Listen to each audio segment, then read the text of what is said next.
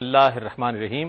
ناظرین گرامی السلام علیکم، میں ہوں آپ کا میزبان محمد رئیس احمد۔ آپ دیکھ رہے ہیں پروگرام روشنی سب کے لیے۔ اس پروگرام کے ساتھ ہم حاضر ہوتے ہیں پیر تا جمعرات پاکستان کے وقت کے مطابق رات 10 بجے سے لے کر کم و بیش رات 11 بجے تک آپ کا اور ہمارا ساتھ رہتا ہے۔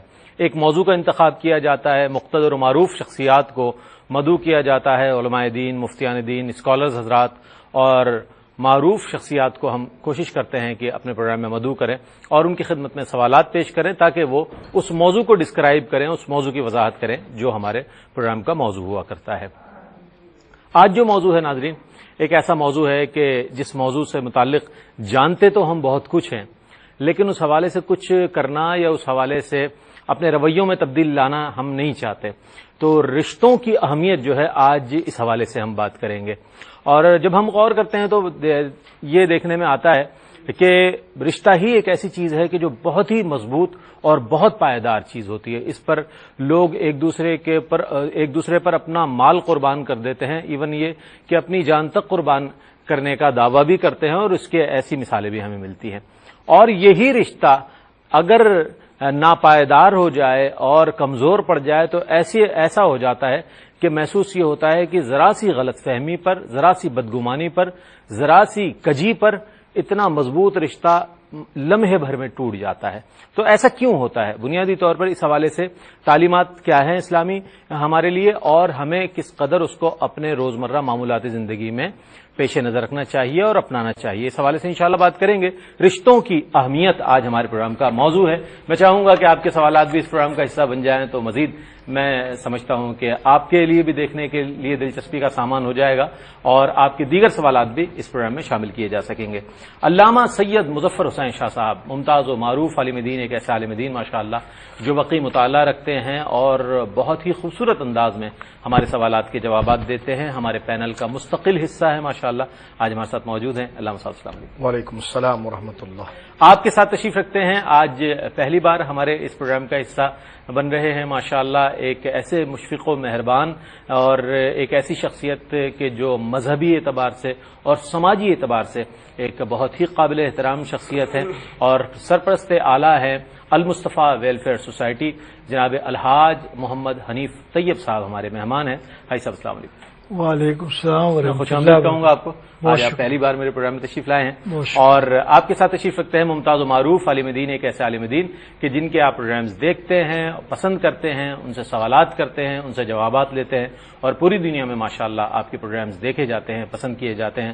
مفتی محمد اسماعیل نورانی صاحب ہمارے مہمان ہیں۔ مفتی صاحب السلام علیکم۔ وعلیکم السلام۔ تینوں حضرات کو خوش آمدید کہوں گا۔ رشتوں کی اہمیت کے حوالے سے معذرت آج ہم پروگرام کر رہے ہیں۔ رشتوں کی اہمیت اگر ہم دیکھیں تو ازروع قرآن و حدیث اس حوالے سے کیا احکامات ملتے ہیں؟ بسم اللہ الرحمن الرحیم۔ دیکھیے رئیس بھائی کے قرآن مجید فرقان حمید نے اللہ رب العالمین جل مجدہ نے اپنی اس مبارک کتاب کے ذریعے انسان کو ہر اس ضرورت کی طرف متوجہ کیا ہے جس کے ساتھ اس کی دنیاوی اخروی تمام سعادتیں متعلق ہیں۔ ٹھیک ہے۔ سید عالم صلی اللہ علیہ وسلم نے جس وقت یثرب کی سرزمین کو مدینہ منورہ بنایا تو وہاں پر اخوت کا سب سے پہلا پیغام مرحمت فرمایا، تاکہ انسان کے اندر جو پہلا ایک تعلق جو اخوت کا ہے کہ وہ ایک باپ اور ایک ماں کی اولاد یعنی حضرت آدم اور حضرت حوا کی اولاد ہے، تاکہ ایک دوسرے کے ساتھ اسے تعلق رکھنے میں ایک جو دوری آ چکی ہے، اجنبیت آ چکی ہے، وہ ختم ہو جائے اور ایک دوسرے کے ساتھ تعلق گزار کر زندگی گزار سکے۔ اس لیے کہ انسان تنہا مجرد زندگی نہیں گزار سکتا، اس کی طبیعت کے اندر اللہ رب العالمین نے یہ رکھا ہے کہ وہ میل انصاری کے ساتھ ریلیشن اور تعلق کے ساتھ اپنی زندگی کو استوار کرتا ہے۔ تو اسلام ایک تو ایک عمومی تعلق یعنی رشتہ داری کا ایک وسیع مفہوم آپ جس کو کہیے، جس کو خاص طور پر رشتہ داری تو نہیں کہا جاتا، لیکن اس میں وہ عنصر صلہ رحمی کے موجود ہوتے ہیں۔ رشتہ داری تو یہاں سے جی ہاں، اخوت کا ایک عام موضوع، عائلی رشتے ہو جاتے ہیں، پھر میں اسی طرف آ رہا ہوں۔ جی ہاں، پھر اس کا ایک خصوصی درجہ قرآن مجید فرقان حمید خاص طور پر عطا فرماتا ہے۔ پھر یعنی انسان کے وہ رشتہ دار اور انسان کے وہ معاملات، انسان کے ساتھ ان لوگوں کا تعلق دو قسم کا ہوتا ہے شعبوں کا۔ ایک وہ ہے جو اس کے ذی رحم ہے، یعنی کہنے سے مراد یہ ہے کہ جو اس کے محرم ہے، جس سے اس کا خون کا رشتہ ہے، ایک تو وہ ہے۔ ایک وہ ہے جو غیر محرم کہلاتے ہیں، وہ تو اللہ رب العالمین جل مجدہ نے ان دونوں کے ساتھ، کیونکہ احادیث کے اندر دونوں یعنی مطلقاً رشتہ داروں کے ساتھ بھلائی کرنے کا حکم دیا گیا۔ پھر اس میں اللہ رب العالمین نے اپنے فضل سے درجے بنائے، اور اس میں سب سے بڑا رشتہ جو ہے رشتہ داروں کے اندر وہ والدین کا رشتہ ہے، اور اس کے بعد ان کا رشتہ جس طرح کے بہن ہے، بھائی ہیں، یعنی وہ جن سے دائمی طور پر نکاح حرام ہے، وہ رشتہ ہے، اور اس کے بعد دیگر اور رشتہ دار گویا کہ مراد ہیں۔ تو احادیث کے اندر سید عالم صلی اللہ علیہ وسلم نے صلہ رحمی کرنے والے اور اپنے رشتے کو جوڑنے والے، محبت و شفقت کے ساتھ، عقیدت کے ساتھ جوڑنے والے کو سرکار دو عالم صلی اللہ علیہ وسلم نے کئی بشارات سے بھی نوازا اور اخروی نعمتوں اور جنت کی بشارت کو بھی اس سے واضح کی، یہاں تک فرمایا کہ اس کے لیے جنت واجب ہو جاتی ہے۔ ٹھیک ہے، یہ فرمایا کہ جو رشتے جوڑتا ہے تو اللہ رب العالمین اس کی عمر میں اور اس کے رزق میں برکت عطا فرما، کیا بات، اور جو رشتوں کو قطع کرتا ہے، توڑتا ہے، تو اللہ رب العالمین اس کی عمر سے اور اس کی رزق سے گویا کہ برکت کو اٹھا لیتا ہے۔ تو یہ ایک واضح اتنا مفہوم ہے کہ جس طرح کہ حدیث پاک کے اندر آتا ہے، میری ماں حضرت عائشہ صدیقہ رضی اللہ تعالیٰ عنہا کہتی ہیں کہ یا رسول اللہ، آج یہ ہوا کہ ایک مسکین خاتون میرے پاس آئیں، سرکار نے فرمایا پھر کیا ہوا؟ کہا اس نے مجھ سے سوال کیا تو یا رسول اللہ میں نے 3 کھجور اس کو دے دیے، اور اس کے ساتھ اس کی 2 یتیم بچیاں تھیں، تو اس نے ایک کھجور ایک بچی کو دیا، دوسرا کھجور دوسری بچی کو دیا، اور تیسرا کھجور اپنے منہ کے قریب لے جانے لگی، تو پھر بچیوں نے سوال کیا کہ ماں وہ کھجور بھی ہمیں دو۔ تو ماں نے کیا کیا کہ اس کھجور کے 2 ٹکڑے کیے اور ایک بچی کو دے دیا، دوسرے ایک بچی کو دے دیا، اور وہ کھایا نہیں۔ تو سرکار دو عالم صلی اللہ علیہ وسلم فرمایا کہ اپنی اولاد کے ساتھ جو اس نے قریبی عزیز ہیں، یعنی جو تعلق اس کا رحم کا ہے، اس کے ساتھ جو اس نے نیکی کی ہے تو اللہ رب العالمین نے اس پر جنت کو واجب کر دیا۔ تو رشتہ داروں کے حقوق ضروری ہے، اور اس کے ترک کرنے کو شریعت مطہرہ گناہ کبیرہ کے ساتھ تعبیر کرتی ہے۔ ٹھیک ہے، اس حوالے سے بھی ہم بات کریں گے، لیکن پروگرام کے آخری سیگمنٹ میں حاجی صاحب کیا فرمائیں گے اس حوالے سے کہ رشتہ داروں کے ساتھ، اقربا کے ساتھ کس طرح کا سلوک روا رکھنا چاہیے، اور جو آج نظر نہ آنے کے سبب آج اتنی دوریاں ہیں؟ بسم اللہ الرحمن الرحیم، الصلاۃ والسلام علیک یا سیدی یا رسول اللہ۔ میں تو بھائی ایک ادنا سا ورکر ہوں، 2 جید علماء کے درمیان مجھ کارکن کو آپ نے بٹھایا ہے۔ بہرحال جب آپ نے بٹھا دیا تو اللہ سے ہی دعا کرتا ہوں کہ میں کچھ بات کر سکوں۔ نہیں، آپ کی شخصیت بڑی اہم شخصیت ہے اس حوالے سے کہ آپ سماجی طور پر بھی خدمات انجام دیتے ہیں، اور آپ ان چیزوں کو سمجھتے ہیں کہ کہاں کہاں استحصال ہو رہا ہے، اور اس کے ذریعے علم کی تشریح بہت اچھی ہو سکتی ہے۔ میں یہ عرض کروں کہ بالخصوص اس وقت ہمارے پروگرام کو دیکھنے والے بھائیوں بہنوں سے عرض کرتا ہوں، اسلام رشتہ داروں کی اہمیت کو کتنا بیان سمجھاتا ہوگا، اس کو سمجھنے کے لیے پہلے یہ سمجھ لیں کہ جنہوں نے اسلام کے خلاف جنگیں کی، نبی کریم صلی اللہ علیہ وسلم نے ان کو بھی معاف کر دیا، تو رشتہ داروں کو بہت اونچا مقام ہو گیا۔ اور جن لوگوں نے باضابطہ بڑے بڑے صحابہ کو شہید کر دیا، حضور نے ان سے بھی معافی دے کر کے ایک تعلق اچھا کروانے کا ہمارے سامنے ایک مثال پیش کی۔ پوری دنیا کی تاریخ میں کسی بھی اور مذہب کے ایسے بانی کی کوئی مثال نہیں مل سکتی جیسی مثال نبی کریم صلی اللہ علیہ وسلم نے فرمائی۔ اچھا، اس میں بھی ساتھ میں یہ فرمایا کہ تم جب فتح کر کے جب داخل ہو رہے ہو، کسی بوڑھے پہ ہتھیار نہیں اٹھانا، کسی عورت پہ ہتھیار نہیں اٹھانا، کسی بچے بچی پہ ہتھیار نہیں اٹھانا، درخت تک مت کاٹنا، کسی بیمار پر نہیں، کسی بیمار کو ہاتھ نہیں۔ جس نے دروازہ بند کر لیا آپ سے نہیں لڑ رہا ہے، آپ کو کچھ بھی اس کے خلاف نہیں کرنا ہے۔ یہ بیک گراؤنڈ اگر سمجھ میں رکھنے کے بعد میں عرض کروں کہ جو یہ ہمارے دونوں بزرگ بیان کریں گے، میں تو تھوڑی تھوڑی بات کروں گا، اس کو ہمارے سامعین غور کریں کہ یہ چیزیں ہم سے دور ہو گئیں۔ نتیجہ ہے کہ میں ایسے آل پاکستان میون فیڈریشن کا میں کئی مرتبہ صدر رہا، میں ایسے بیٹوں کو جانتا ہوں جو ماں باپ کے خلاف کورٹ میں مقدمے کراچی میں لڑ رہے ہیں، میں ایسی بیٹیوں کو جانتا ہوں جو اپنی ماں کے خلاف کورٹ میں مقدمے لڑ رہے ہیں۔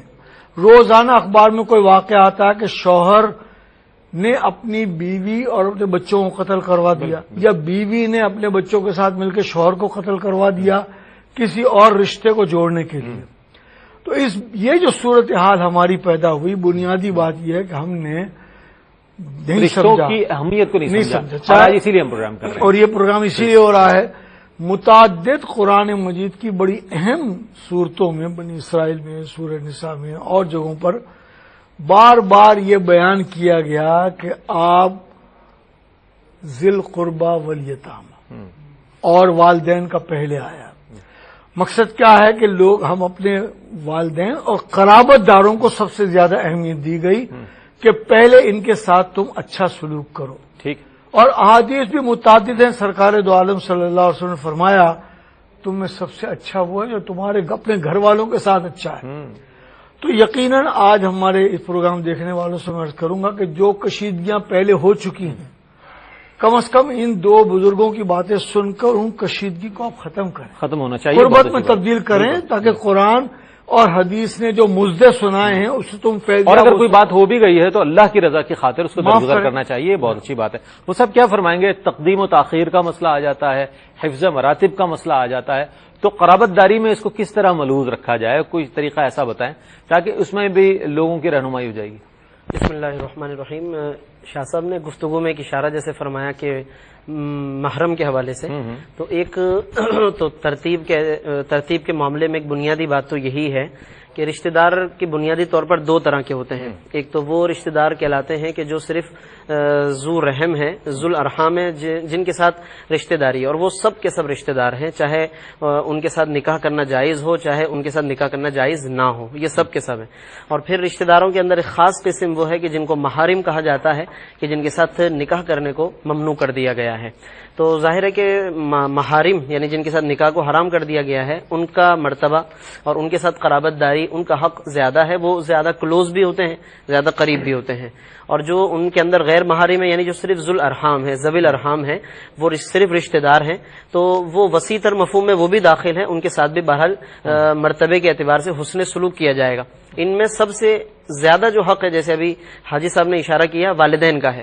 تو والدین جو ہے وہ مقدم ترین ہے، کیونکہ آیات قرآنیہ میں بھی ظاہر ہے یہی ترتیب رکھی بعد میں سب سے پہلا درجہ والدین۔ جی بالکل، والدین۔ اور ایک صحابی نے بھی جب عرض کیا نبی صلی اللہ علیہ وسلم سے کہ میں سب سے زیادہ حسن سلوک کس سے کروں یا حقدار کون ہے، تو سرکار نے فرمایا کہ تمہاری والدہ۔ پھر عرض کیا، سرکار نے پھر والدہ کا ذکر کیا، انہوں نے پھر عرض کیا، سرکار نے پھر والدہ کا فرمایا، تو پھر چوتھی دفعہ میں پھر والد کا فرمایا۔ تو اس سے علماء نے خدمت کے معاملے میں یہاں پر ایک بات یہ بھی واضح کروں کہ حسن سلوک اور صلہ رحمی یا رشتہ داری کو نبھانا ہے، تو ان میں ایک حسن سلوک اور خدمت ہوتا ہے اور ایک تعظیم و تکریم ہے۔ اس حدیث سے یہ مفہوم نہ لیا جائے کہ والد کی اہمیت کم ہے یا والد کی خدمت کم کرنی ہے، والدہ کی زیادہ۔ ہاں، بلکہ ایک پروگرام میں نے عرض کیا تھا کہ عام طور پر ہمارے یہاں یہ تو مشہور ہے کہ والدہ کے قدموں تلے جنت ہے، یقیناً ہے، لیکن یہ شاید کہ بہت سارے لوگ نہیں جانتے کہ والد کو احادیث مبارکہ میں جنت کا دروازہ قرار دیا گیا ہے۔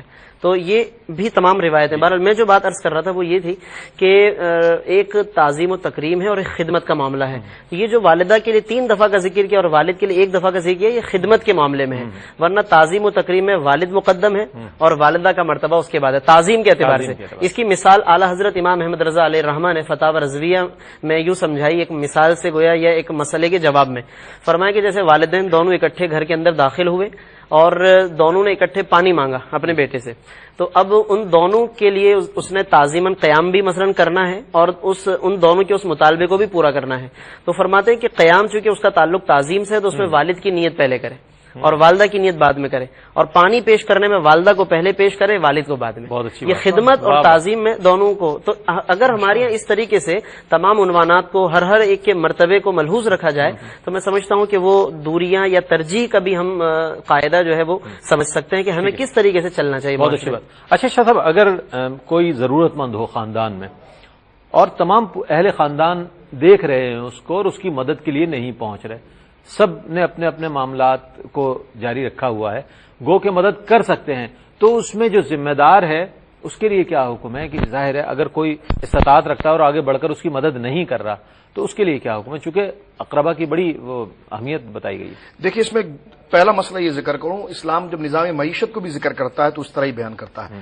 یعنی ایک تو اسلام سب سے پہلے یہ دعوت دیتا ہے کہ تم اپنے دینی معاملات میں کو مساجد تک مقید نہ رکھو، ٹھیک ہے، بلکہ رزق حلال کا حصول بھی جو ہے وہ دینی امور ہی کا ایک بہت بہترین شعبہ ہے۔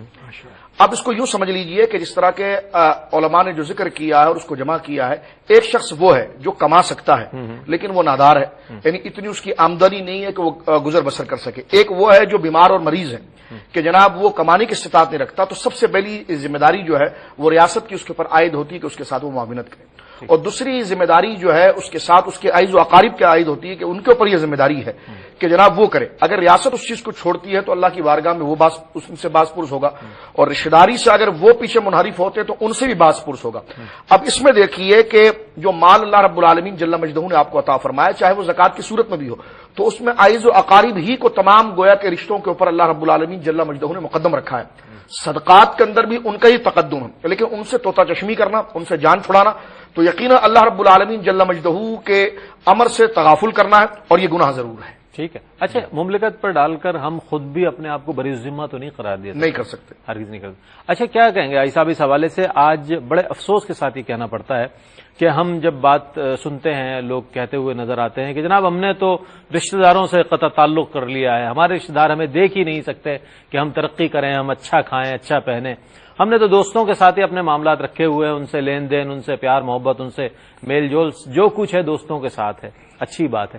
قرابت داروں کو اس طرح نظر انداز کر دینا، اس طرح ان کی اہمیت کو پامال کر دینا، اس طریقے سے ان رشتوں کو پامال کر دینا کہ جو خونی رشتے ہیں، کیا فرمائیں گے؟ یہ معاملات آپ آج کل زیادہ نہیں دیکھ رہے؟ یہ ویسے ظلم عظیم ہے. مادہ پرستی کا جب لوگ شکار ہو گئے اور صرف اپنی دنیا بنانے پر توجہ ہو گئی اور قرآن شریف کو نہ پڑھا نہ سمجھا، احادیث کو نہ پڑھا نہ سمجھا، علماء اور مشائخ کی محفل میں بیٹھے ہی نہیں، تو پھر انہوں نے جو کچھ پڑھا وہ یہی ہے کہ ون وے اور دی ادر، صرف مال کمانا ہے. پھر حلال حرام کی تمیز بھی ختم ہو جاتی ہے. ایسے لوگ جو حلال اور حرام کی تمیز ختم کر کے مال کماتے ہیں، عام طور پر یہ جملہ ان کی زبان سے نکلتا ہے کہ رشتہ دار ہم سے چڑھتے ہیں، ہم نے بہت ترقی کر لی، اور اپنی ترقی کے دوران اللہ کا شکر ادا کرنے یا الحمدللہ کا لفظ نہیں بولتے ہوں. ایک بندے کو میں جانتا ہوں کہ جب میں اسکول سے نکلتا تھا تو چھوٹے چھوٹے ایک پائی کے ہم اس سے چھولے خریدتے تھے. اللہ نے پھر اس کو بہت ترقی دے دی اور بڑا عروج دیا.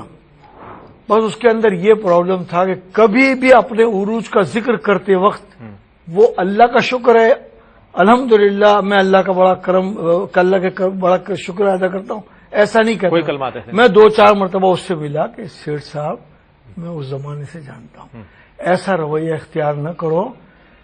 اب اللہ کو منظور تھا، یہ بات اللہ کو پسند نہیں آئی، سب کچھ کمایا ہوا اب ختم ہو گیا.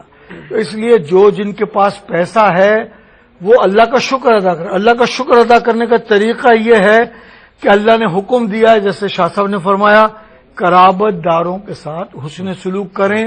اب آپ کی زکوٰۃ کا سب سے پہلے تو مستحق آپ کا غریب رشتہ دار ہے، اور اسی طرح سے آپ کے صدقات کا بھی وہ مستحق ہے. آپ اگر دنیا والوں کو بلا کر بڑی دعوت کر رہے ہیں اور اپنے رشتہ دار کے ہاں شادی ہونے والی ہے، آپ اس کی مدد کرنے کو اگر تیار نہیں ہیں تو یہ بہت غلط بات ہے اور معاشرہ میں یہ بیماری پھیل رہی ہے. بہت اچھی جانب آپ نے لوگوں کی توجہ مبذول کرائی، اور یہ بات بھی آپ کے جواب سے ثابت ہوتی ہے کہ مال پر جو ہے وہ رشتہ مقدم ہے. اس چیز کو ہم نے فراموش کر دیا ہے یا اس کو ہم زیادہ اہمیت نہیں دیتے، جس کے سبب آج یہ مسائل ہمارے گرد و پیش نظر آتے ہیں. ایک مختصر سا وقفہ لے رہے ہیں، وقفے کے بعد آپ کی خدمت میں حاضر ہوں گے، ہمارے ساتھ رہیے گا. ناظرین، آج ہمارے پروگرام کا موضوع ہے رشتوں کی اہمیت. اس حوالے سے ہم بات کر رہے ہیں. ممتاز و مقتدر شخصیات ہمارے پینل کا حصہ ہے. مفتی اسماعیل نورانی صاحب ہمارے ساتھ موجود. مفتی صاحب، کیا فرمائیں گے اس حوالے سے کہ ہمارے لیے اور اہل ایمان کے لیے کائنات میں جو سب سے بڑی مثال ہے وہ آقا نامدار حضرت احمد مجتبیٰ محمد مصطفیٰ صلی اللہ علیہ وسلم، کیونکہ آپ سراپا رحمت ہیں، آپ ان کے لیے بھی رحمت ہیں، آپ ان کے لیے بھی رحمت ہیں جو زمانے ابھی نہیں آئے. تو اس حوالے سے ہم آپ سے پوچھنا چاہیں گے کہ نبی کریم علیہ الصلوۃ والسلام کا جو حسن سلوک تھا قرابت داروں کے ساتھ، اس حوالے سے شرط. بسم اللہ الرحمن الرحیم. یقیناً نبی کریم صلی اللہ علیہ وسلم کا جو حسن سلوک ہے، صلہ رحمی ہے، ایک تو وہ ان احادیث مبارکہ سے تو بالکل آیاں اور بیاں ہیں کہ جو آپ صلی اللہ علیہ وسلم نے ارشادات فرمائے ہیں اور جن میں پوری امت کو آپ صلی اللہ علیہ وسلم نے اس کی ترغیب دلائی ہے کہ رشتہ داروں کے ساتھ اچھا سلوک کیا کرو اور مشکل وقت میں ان کے کام آؤ. خود جناب رسالت مآب صلی اللہ علیہ وسلم نے پھر ان چیزوں کو عملی طور پر بھی اس کا اظہار فرمایا ہے. اس کی ایک تو بین دلیل اور واضح ثبوت تو وہ کلمات ہیں جو حضرت سیدہ ام المومنین خدیجہ الکبریٰ رضی اللہ تعالیٰ عنہ نے اس وقت فرمایا کہ جب نبی صلی اللہ علیہ وسلم پر وحی کا آغاز ہوا اور آپ صلی اللہ علیہ وسلم گھر میں تشریف لائے تو ایک خاص کیفیت طاری تھی. تو حضرت خدیجہ رضی اللہ تعالیٰ عنہ نے فرمایا کہ عرض کیا کہ یا رسول اللہ صلی اللہ تعالیٰ علیہ وسلم، آپ کو اللہ تبارک و تعالیٰ جو ہے وہ تنہا نہیں چھوڑے گا، بلکہ آپ غریبوں کا بوجھ اٹھانے والے ہیں، مدد فرمانے والے ہیں اور صلہ رحمی کرنے والے ہیں۔ تو وہاں پہ سیدہ خدیجہ رضی اللہ تعالیٰ عنہ نے جو صلہ رحمی کے مناظر دیکھے، ظاہر ہے یہ وہ اس وقت کی بات کر رہی ہیں ان مناظر کی کہ جو ابھی وحی یا اعلان نبوت سے پہلے کے معاملات ہیں۔ تو اس کا معنی یہ ہوا کہ اعلان نبوت سے قبل سے ہی نبی کریم صلی اللہ علیہ وسلم سے یہ اوصاف، یہ اخلاق کریمہ اور یہ صلہ رحمی کے معاملات اتنے آیات ہے کہ حضرت سیدہ خدیجہ رضی اللہ عنہا انہیں اوصاف میں شمار کر کے ذکر کر رہی ہیں، اور حوصلہ و تسلی قلب کے لیے انہی باتوں کو ذکر کیا جاتا ہے کہ جو کسی کی عادت کا حصہ ہوتی ہیں۔ ایک بات۔ دوسری بات یہ ہے کہ وہ موقع کہ جس میں مکے کی سرزمین پر قحط سالی کا ایک وقت آیا، خشک سالی کا وقت تھا، تنگی تھی، تو اس میں نبی کریم صلی اللہ تعالیٰ علیہ وسلم نے اپنے چچا حضرت عباس رضی اللہ تعالیٰ عنہ کے ساتھ ایک مشاورت کی کہ ہمیں جو ہے ابو طالب چونکہ کثیر العیال تھے تو ہمیں ان کے ساتھ ہاتھ بٹانا چاہیے۔ یہ صلہ رحمی ہے کہ ابو طالب چونکہ کثیر العیال ہیں تو ہم ان کے بچوں کو کفالت میں لے لیتے ہیں۔ چنانچہ حضرت عباس رضی اللہ تعالیٰ عنہ نے حضرت جعفر بن ابی طالب رضی اللہ تعالیٰ عنہ کو کفالت میں لیا، اور حضرت مولا کائنات علی مرتضیٰ رضی اللہ تعالیٰ عنہ اس وقت کے جو 4 یا 5 سال کی عمر میں تھے، نبی کریم صلی اللہ علیہ وسلم نے اپنے کفالت میں لیا۔ تو اس وقت سے ہی گویا کہ جناب علی مرتضیٰ رضی اللہ تعالیٰ عنہ حضرت سیدہ خدیجہ اور جناب رسالت مآب صلی اللہ علیہ وسلم کی کفالت میں رہے ہیں۔ تو یہ صلہ رحمی کی بنیاد پر ہے۔ اس کے علاوہ اس کی اور بھی آگے بہت ساری مثالیں ہیں حضور نبی کریم صلی اللہ تعالیٰ علیہ وسلم کی سیرت طیبہ میں، بلکہ حضور علیہ السلام کی صلہ رحمی کا یہ عنوان آپ کی زندگی میں اتنا وسیع ہے کہ ایک تو وہ رشتہ ہوتا ہے کہ جو نسبی رشتہ ہوتا ہے، اس کے علاوہ ایک دودھ کے رشتے سے جو تعلق ہوتا ہے، آپ صلی اللہ علیہ وسلم نے وہاں بھی حسن سلوک کا مظاہرہ فرمایا۔ محفل صحابہ ہے، اس دوران ایک عورت آتی ہے، آپ صلی اللہ علیہ وسلم اپنی چادر بچھا دیتے ہیں۔ صحابہ نے عرض کیا حضور یہ کون ہے؟ تو فرمایا کہ میری ماں، رضاعی ماں ہے، دودھ کے رشتے سے میری ماں ہے۔ تو یہ نبی کریم صلی اللہ علیہ وسلم کا حسن سلوک ہے، اور اس کو بھی علماء نے اس حدیث کو جس میں یہ رضاعت کی بات کی گئی ہے، اس کو باب الصلہ میں ہی محدثین نے ذکر فرمایا، یعنی صلہ رحمی کے بیان میں ہی۔ تو اس سے اشارہ ہے کہ جن خواتین یا جن گھر کے افراد کے ساتھ ہمارا رحم کا تعلق ہے، نسبی رشتہ ہے، ان کے ساتھ ہمیں کس قدر رسول کریم صلی اللہ علیہ وسلم کی اس سیرت طیبہ سے کس قدر سبق سیکھنا چاہیے۔ کیا کہنا حضرت ام ایمن حبشیہ رضی اللہ تعالیٰ عنہ سے بھی نبی کریم علیہ الصلوۃ والسلام کیا محبت فرماتے تھے، ان کا کیا احترام فرماتے، کیا فرمائیں گے علامہ صاحب اس حوالے سے کہ آج ہم یہ دیکھتے ہیں کہ رشتوں میں اتنی زیادہ دراڑیں پڑ جاتی ہیں کہ وہ رشتے جو ہے مقابل آ جاتے ہیں سامنے، اور لڑائی جھگڑے تک نوبت آ جاتی ہے، حتیٰ کہ قتل تک نوبت آ جاتی ہے۔ تو یہ رشتوں میں یہ جو دراڑیں ڈالی جاتی ہیں، تو اس حوالے سے اس شخص کے لیے کیا وعید ہے کہ جو رشتوں کو اس حد تک پامال کر دے؟ آپ نے ابتدا میں اجمالی طور پر اس کا ذکر فرمایا تھا، میں چاہوں گا تفصیل سے ذکر فرمائیے۔ دیکھیے رشتے میں جو ہے وہ دراڑیں آتی ہیں، اس کی وجہ تو قبل حاجی صاحب نے بڑے عمدگی کے ساتھ اپنے ارشاد فرمایا، اس کے نفسیاتی پہلو کو ذکر کیا کہ اس میں دنیاوی غرض اور دنیاوی متاع کو، حرام و حلال کی تمیز اور حقوق کی تمام چیزوں کو پامال کر کے صرف ایک تمام زندگی کے مقصد کو حصول مال سمجھتے ہوئے کر لینا، تو اس اعتبار سے بندہ جو ہے وہ افراط و تفرید کا شکار ہو کر اس بے اعتدالی سے ہٹ جاتا ہے۔ قرآن مجید میں ایسے شخص کو جہنم کی وعید دی گئی جو میاں بیوی کے درمیان فساد پیدا کرتے ہیں، اور 30ویں پارے کے اندر آیات موجود ہیں۔ اسی طرح جو رشتہ داروں کے اندر ان تمام چیزوں کو پیدا کرتے ہیں۔ لیکن میں یہ کہنا چاہتا ہوں کہ جہاں پر جناب جو ہے کہ وہ نظریات کا یا اخلاق کی ایسی چیزیں جو شریعت مطہرہ نے منع کی ہے، باوجود بتانے کے اگر اس کی اصلاح کا پہلو نہیں نکلتا تو وہ ترک یا قطع سے ہٹ کر اگر دیکھا جائے تو یہاں پر جو نفسانی معاملات کے حوالے سے اور اپنی ذاتی غرض کی بنا، حسد یا تکبر کی بنا پر جو یہ فصیل آتی ہے، اس میں پہلا مقصد یہ ہوتا ہے کہ اللہ رب العالمین جل مجدہ نے جو ہمیں پیدا کیا، ہمارے ساتھ کیا حقوق وابستہ کیے ہیں، تو ماحول اور ایسا ماحول اور وہ تمام چیزیں جو ان تمام چیزوں کو اجاگر کرے، اس سے ہم اپنے آپ کو کنارہ کش کرتے ہیں، جس کی بنا پر ہم کئی حقوق کو چھوڑتے چلے جاتے ہیں۔ تو لہٰذا اگر بندے کو اللہ رب العالمین کے احکام یاد ہوں، نماز کے ساتھ اس کو یہ بھی یاد ہو کہ نماز کے ساتھ مجھے اور بھی حقوق ہیں، اللہ رب العالمین کے حق کے ساتھ مقبولیت کے لیے بندوں کے بھی حقوق ہیں، اگر صرف اس کو اتنا یاد رہے کہ اللہ رب العالمین جملہ حقوق کے بارے میں پوچھے گا، اور جس رب کو میں سجدہ کر رہا ہوں اس نے سجدے ہی تک حقوق کو مقید نہیں کیا ہے، بلکہ یہاں سے یہ حق شروع ہو کر یہ حقوق کے اندر پھیل جاتا ہے اور اس کا دائرہ وسیع ہو جاتا ہے۔ تو اس بات کو اگر بندہ یاد رکھے تو میں سمجھتا ہوں کہ حسد اور تکبر کی وہ جو دیواریں ہیں جو نفسیاتی طور پر یا خواہشات کی بنا پر یا شیطان کے بہکانے پر آ بھی جاتی ہے، تو بندہ لوٹ کر مراجعات کر سکتا ہے، تجدید عہد کر سکتا ہے اور اپنے اس معاملات کا تدارک کر سکتا ہے۔ حاجی صاحب کیا فرمائیں گے؟ یہ بات بھی ہے، اور ایک پہلو یہ بھی ہے حاجی صاحب کہ اگر کوئی شخص اپنے اقربا سے انکساری عاجزی کے ساتھ ملنا چاہتا ہے تو اس کو کمتر سمجھا جاتا ہے کہ یہ روز چلے آتے ہیں ہمارے گھر پر ملنے کے لیے، یہ کیسے رشتہ دار ہیں، یہ تو ہمیں سکون سے بیٹھنے نہیں دیتے. یہ بھی رویے ہیں جس سے دوریاں پیدا ہوتی ہیں. تو ایک شخص ہے وہ اللہ کی رضا کی خاطر قرابت داری کی اہمیت کو پیش نظر رکھتے ہوئے ملنا چاہ رہا ہے اور اپنی عجز اور انکساری کا اظہار کر رہا ہے، لیکن دوسری طرف رویے دیگر ہیں پھر جس کی وجہ سے یہ خرابیاں پیدا ہو رہی ہیں. تو ایسے مناظر بھی دیکھنے میں آ رہے ہیں آج کل.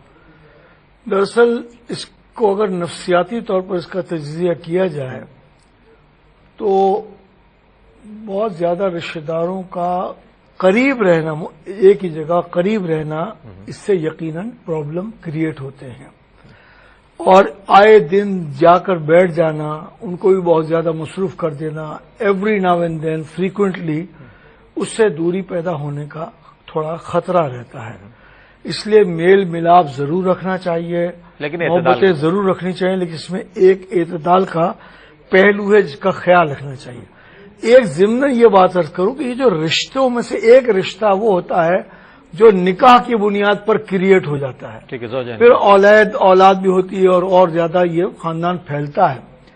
ہونا یہ چاہیے دراصل کہ برادری کی سطح پر جو تنظیم موجود ہیں ان کی سطح پر کچھ سینئر لوگوں پر مشتمل مصالحتی کمیٹی ہونی چاہیے، قواعد و ضوابط ہیں، اور اس میں ان دونوں کو بلا کر سنا جائے، جیسا کہ تمام میمن جماعتوں میں ایک مصالحتی کمیٹی ہوتی ہے. رشتہ ہو گیا، اختلاف شروع ہو گیا، اب اختلاف شروع ہو گیا تو اگر دونوں کو سنا نہیں جائے گا تو دونوں ایک دوسرے کے خلاف بولتے رہیں گے اور دور آ جائیں گے. لیکن بٹھا کر سمجھایا جائے گا تو بہت سے ایسے ہماری آنکھوں کے سامنے میٹر ہیں کہ جہاں طلاق کے کیسز نہ ہوئے، بچ گئے اور تعلقات استوار ہو گئے. تو ایک مصالحت کی یہ روش ہونی چاہیے. ایون صحابہ اکرام میں جو رشتہ دار نہ بھی ہوں، اگر کسی بات پر اختلاف رائے ہو تو وہ فوراً بارگاہ رسالت صلی اللہ علیہ وسلم حاضر ہو جاتے تھے. ٹھیک ہے، سرکار دو عالم صلی اللہ علیہ وسلم دونوں کی بات سننے کے بعد ایک خوبصورت جملے میں ان کی مصالحت کرا دیا کرتے تھے. تو اس طرح رشتوں میں جو تقدس ہے اس تقدس کی بنیاد پر، اور یہ جو حسن سلوک کی باتیں دونوں بزرگ ہمارے فرما رہے ہیں، اس کا اصل فائدہ یہی ہے کہ قربت بڑھے گی، ایک دوسرے کے لیے محبت بڑھے گی. تو اگر ہمارے کچھ کسی کی خدمت کر دینے سے کوئی، اور ہم اسلام تو ہمیں خدمت کرنے کا جو درس دے رہا ہے، وہ رشتہ داروں کا مقام تو بہت اونچا ہے. کوئی آدمی راستے میں اس کا ایکسیڈنٹ ہو گیا، آپ کا فرض ہے کہ آپ اس کو اسپتال لے جائیں. کسی کے پاس علاج معالجے کے لیے پیسہ نہیں ہے، آپ کے وہ رشتہ دار بھی نہیں ہے، آپ علاج کرائیے، دیکھیں کتنا تعلق بڑھ جاتا ہے. میں دیکھتا ہوں المصطفیٰ ویلفیئر سوسائٹی میں کبھی میں جاتا ہوں ہفتے میں 2-3 مرتبہ، تو کچھ لوگ بوڑھے مرد عورتیں نکلتے ہیں، وہ دیکھ کے رک جاتے ہیں، بولا آپ حنیف طیب؟ میں نے کہا جی. تو ان کی آنکھوں سے آنسو نکل آتے ہیں، وہ دعا کرنا شروع کر دیتے ہیں. اسی دعا کے لیے یہ خدمت کی ساری جاتی ہے. خدمت بہت اسی اچھی لیے بات، بہت اچھی رشتہ بات. دار اس کے سب سے زیادہ حقدار ہیں. بالکل سب سے زیادہ حقدار ہی رشتہ دار ہیں. پہلے خیش بات درویش کہا بھی جاتا ہے. وہ سب کیا فرمائیں گے اس حوالے سے؟ زندگی بہت تیز ہو گئی ہے، انسان اپنے معمولات زندگی میں اتنا مصروف ہو گیا ہے کہ اپنی فیملی کو ٹائم دینا بہت مشکل ہو جاتا ہے، بال بچوں کو وقت دینا مشکل ہو جاتا ہے. اب ایسے میں وہ تمام چیزیں، وہ تمام ہماری تہذیب کی وہ زندہ روایات جو ہیں وہ متاثر تو ہوتی ہیں کہ لوگ ملتے ہیں، جا کر خیریت دریافت کرتے ہیں، اہل خاندان سے ملتے ہیں اور ایسا کچھ معاملہ ہو جاتا ہے. اگر نہ مل سکے انسان تو اس حوالے سے کیا کرنا چاہیے؟ چونکہ زندگی مصروف ہے اور یہ سب ہمارے سامنے کی باتیں ہیں. دیکھیں، اس کے اندر سب سے پہلی بنیادی بات یہ سمجھنا ضروری ہے کہ صلہ رحمی کا کم سے کم درجہ کیا ہے. یعنی کہ کم سے کم وہ کون سی بات ہو سکتی ہے کہ اگر ہم کم از کم اس کو نبھائیں تو ہم صلہ رحمی کرنے والے قرار پائیں، اور اگر اس سے بھی نیچے چلے جائیں تو پھر یہ قطع رحمی بن جائے. کیونکہ اگر یہ بات نہ پتا ہونا تو لوگ افراط و تفرید کا شکار ہو جاتے ہیں. ایک وہ رویہ پھر نظر آتا ہے کہ جس میں اوپر ابھی بات ہوئی کہ گھر میں بیٹھ گئے جا کر، اب وہ اپنے گمان میں تو صلہ رحمی نبھا رہا ہے، وہ صلہ رحمی کا حق ادا کرنا چاہ رہا ہے وہ پوری طریقے سے، لیکن ان پر کیا گزر رہی وہ انہی سے پوچھیں. تو یہ اس رویے کا اعتدال اور شرعی مقدار کو نہ سمجھنے کی وجہ سے. لہٰذا میں عرض کروں کہ کم سے کم درجہ جو ہے نا صلہ رحمی کا وہ ہے دعا سلام کو برقرار رکھنا. لہٰذا یہ فقہا نے لکھا باقاعدہ کوئی 6-7 قسمیں بیان فرمائی حسن سلوک اور صلہ رحمی کی. در مختار میں، تنویر الابصار میں، تقریباً یہ سب میں موجود ہے کہ صلۃ الرحیم واجبۃ ولو بسلام. سب سے پہلے تو یہی ہے، فرماتے صلہ رحمی واجب ہے اگرچہ سلام کے ذریعے ہو. لہٰذا یہ کم سے کم درجہ ہے. آپ نے بھی مصروفیت کی بات کی، تو اس میں اس مصروفیت کے دوران اور یا کہیں دوری ہے، آنے جانے میں سفر کی مشقت ہے، کوئی اس سے بچنے کے لیے کم از کم وہ اتنا چاہتا ہے کہ میں قطع رحمی کے الزام سے بچ جاؤں، میں قاطع رحم نہ کہلاؤں، یعنی رشتہ داری کو ختم کرنے والا نہ کہلاؤں، رشتہ داری کو جوڑنے والا شمار کیا جاؤں عند اللہ، یعنی اللہ کے نزدیک. تو کم از کم دعا سلام تو اس کو برقرار رکھنی چاہیے، ان سے خیر خیریت دریافت کرنا ہے، کبھی ضرورت پڑے تو ان کے ساتھ. پھر آگے کے درجات ہیں. بسلام کے بعد فرماتے ہیں بہدیت، تحفے تحائف، ٹھیک ہے. بے معاونت کرنا، مدد. تحفے تحائف دے دیں تو چاپلوسی کہلاتی ہے. ہم نے دوسرے نام بھی رکھے ہوئے نا. جی ہاں، ہمارے اصل میں وہ تو مائنڈ سیٹ لے آتے ہیں، جب دیکھیں کوئی نہ کوئی چیز لے آتے ہیں. صحیح فرمایا. یہ بھی ہمارے مائنڈ سیٹ کی اصلاح کی ضرورت ہے. بندہ حسن نیت سے اگر ایک کام کرتا ہے تو اس کو انشاءاللہ اپنے رب سے اجر کی امید رکھنی چاہیے. آگے فرمایا جی بالکل. معاونت مدد ہے، مجالست ہم نشینی، ان کے ساتھ بیٹھنا، اگر اس کا کوئی موقع آ جائے تو بیٹھنا چاہیے. مکالمت تکلم، گفتگو ان کے ساتھ جاری رکھیں. و تلطف و احسان، لطف و عنایت ہے. احسان یعنی اخلاص ہے، حسن سلوک ہے. یہ بہت اقسام بتائی خوبصورت تعلیمات ہیں. تو یہ پہلا جو میں نے عرض کیا لفظ ولو بسلام، یہ کم سے کم درجہ ہے. لہذا اگر کسی نے اس کو قائم کر لیا تو وہ بھی صلہ رحمی کر، لیکن ہمیں بہرحال اس سے آگے کے درجات کو بھی دیکھنا چاہیے. اور ایک بات یہ عرض کروں کہ جو جیسا کہ ابھی بارہا روایات کی آئیں سامنے گفتگو کے دوران کہ یہ جو صلہ رحمی ہے نا، صلہ کا مطلب ہوتا ہے جوڑنا. اور اس کے لیے باقاعدہ روایتوں میں آ گیا کہ جو اس رشتے کو جوڑ کے رکھے گا تو فرمایا کہ اللہ تبارک و تعالیٰ اسے جوڑے گا، اور جو اس کو توڑے گا تو اللہ تبارک و تعالیٰ اسے قطع فرما دے گا. اب یہ دیکھیں کہاں قطع فرمائے گا اور کہاں جوڑے گا، اس کو سمجھنا ہے. تو اس کے لیے بھی ہمیں روایتوں سے ہی تشریح ملتی ہے کہ جو اس رشتے داری کو نبھاتا ہے، اس کے حقوق ادا کرتا ہے، جوڑتا ہے، اللہ پھر اسے اتنا زبردست برکت دیتا ہے، اتنا جوڑ دیتا ہے کہ حضرت حارثہ بن نعمان ایک صحابی ہیں، ان کی مثال پھر ہمارے سامنے آتی ہے کہ سرکار نے ان سے فرمایا کہ حارثہ بن نعمان کیا وجہ ہے کہ میں نے جنت میں تمہاری تلاوت قرآن کی آواز سنی ہے. ماشاءاللہ. تو انہوں نے بھی جواب دیا کہ میں اپنی والدہ کے ساتھ حسن سلوک کرتا ہوں. یہ صلہ رحمی، یعنی صلہ رحمی کی پھر برکت اتنی عروج تک جاتی ہے کہ اس کی برکت سے آدمی جو ہے اہل جنت میں بھی شمار ہوتا ہے، اور پھر اللہ تبارک و تعالیٰ کا کلام پڑھنے کی بھی اسے سعادت ملتی ہے. اور اگر کوئی قطع رحمی کرے، رشتے کو توڑے، تو آج کل کے حالات کے تناظر میں یہ حدیث بھی پھر ذہن میں رکھنی چاہیے کہ سرکار فرماتے ہیں کہ اس قوم پر اللہ کی رحمت نہیں برستی کہ جس قوم میں قطع رحمی کرنے والا موجود ہوتا ہے. تو آج اس وقت جو حالات سے ہم گزر رہے ہیں، اس میں جہاں کئی اسباب ہیں، ایک سبب یہ بہت بڑا موجود ہے کہ آج ہر دوسرے تیسرے گھر میں جھگڑا ہے، فتنہ و فساد ہے، دست و گریباں ہیں لوگ. اس دست و گریباں ہونے اور جھگڑے کی وجہ سے ہمارے درمیان سے برکتیں اٹھ گئیں اور رحمتیں اٹھتی جا رہی ہیں، اور ہم پھر بھی قصوروار ایک دوسرے کو ہی ٹھہرا رہے ہوتے ہیں. ایک اور جو پہلو ہے ناظرین، اس طرف بھی میں ضرور آؤں گا، اور یقیناً یہ ہمارے گرد و پیش میں ایسی چیزیں نظر آتی ہیں کہ جب ایک کنبہ ہوتا ہے، شادیاں نہیں ہوتی بہن بھائیوں کی، تب تک تو ایک کنبہ نظر آتا ہے. بڑی محبتیں باہمی ہوتی ہیں، بڑے بھائی چھوٹے بھائی کا لحاظ کر رہے ہوتے ہیں، شفقت کر رہے ہوتے ہیں، برت رہے ہوتے ہیں.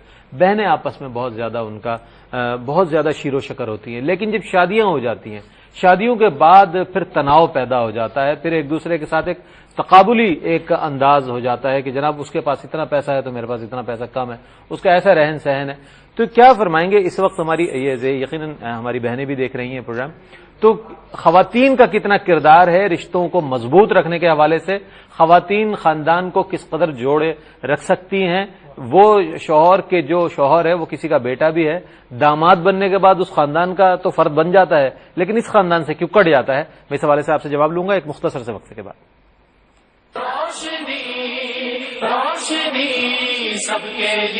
ناظرین آپ دیکھ رہے ہیں روشنی سب کے لیے. آج رشتوں کی اہمیت کے حوالے سے بات ہو رہی. سوال کچھ طویل تھا، میں دہراؤں گا نہیں چونکہ بہت وقت کم رہ گیا، آخری سیگمنٹ ہے. جی شاہ صاحب.